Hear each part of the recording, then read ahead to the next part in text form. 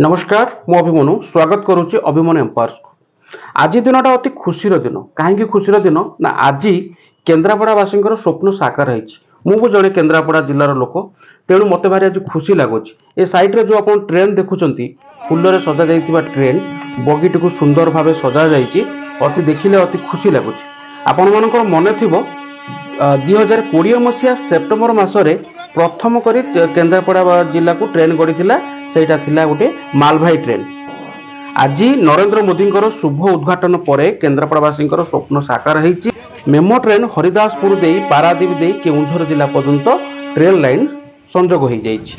18टी station देकरी ये train यातायात करिवो। 18टी station कौन कौन रही? पारादीप स्टेशन, हरिदासपुर, बाजीपड़ा, ललितगिरी स्टेशन एमती करी 18टी स्टेशन देकरी केन्द्रापड़ावासी ट्रेन यात्रा सफलता होइछि। मु आपनको कहि रखुछि स्वाधीनतार 70 वर्ष पर लोक माने कहउतिले केन्द्रापड़ा जिला होछि रेलविहीन जिला। आउ आज ठारू कोनोसी लोक कहि परिबे नै जे केन्द्रापड़ा रे वर्तमान रेल पैसेंजर ट्रेन यातायात हो सारी। लोक माने अर्थनैतिक क्षेत्र रे निश्चिंत आगु जीवे, गमनागमन सुविधा निश्चिंत हो पारिबो। आगु को अन्य स्टेशन देकरी मध्ये यातायात जीवार संपर्क रही। आज भिडियोटी एतिकी रोची। नमस्कार, जय जगन्नाथ।